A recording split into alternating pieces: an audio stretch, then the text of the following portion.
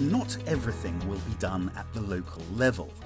It would be a fundamental mistake to think that the world can be transformed by adding local transformations. We need to think at the international level. We need forms of market organisation, legislative regulatory frameworks, norms that are decided at the national and the international level. To remake the world, we need to act both locally at the level of the territories, nationally and internationally, and in a concerted manner. We need to abandon the 1992 leitmotif Think Global, Act Local for Think and Act locally and globally and in coherence with one another. We must play on the capacities for contamination and coherence to be built between these different scales, and thanks to the lessons learned locally, manage to develop new national and international frameworks. There are two main options, it seems to me, from the point of view of the political economy associated with the transition to societies that are low in energy, carbon, minerals and materials and respectful of biodiversity. The first, this is something like what is happening in Germany, is an extremely decentralized society, with power sharing, participatory democracy combined with energy production and therefore the protection of ecosystems and biodiversity through strictly local institutions. The alternative is the opposite, a very centralized society, that's to say, with a state that is in alliance with private capital. Why this alliance between private capital and the state? Because a renewable energy company is very capital intensive, a highly capital intensive company. Why?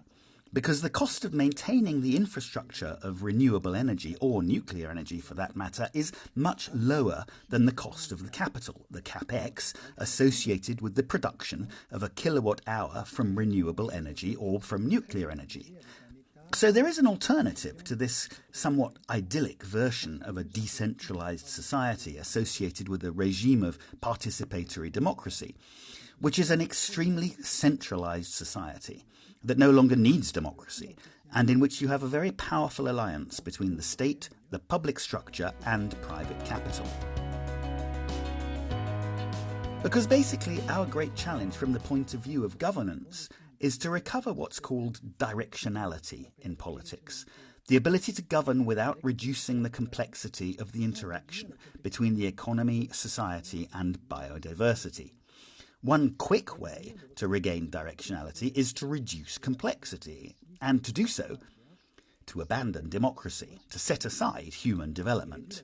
To avoid this, the great challenge to be solved is to regain directionality without artificially reducing the complexity of the interactions between society, the economy, and biodiversity. When you think about the Sahel, you have a fairly negative view of what's going on there. The Great Green Wall, and if we get this governance processes right, it's a way of changing that narrative, to give people in the region faith in their government structures, faith in the future, hope for the future. It's a way of really transforming the dynamic of an entire region. We've also seen through the speakers we've heard from an essential need for coherence, vertical coherence, horizontal coherence. Through coherence, I think we can have more synergies and possibly be able to develop governance systems that are new and shaped around these issues of working together, issues that we share today. I think we also need to work together to think about the planet as a common good for the whole of humanity. And I think we're still a little bit too far back in terms of negotiation on that level, but I think it's something which is essential. And what we need to do is try to connect these different dimensions together better around a slogan. So natural positive society and carbon neutral. And I think that's a slogan which is important and something we should talk about, not just to bring on finance in terms of biodiversity, but no, to see it wider, because all of these different issues are interconnected. Think about poverty reduction and also the notion of justice.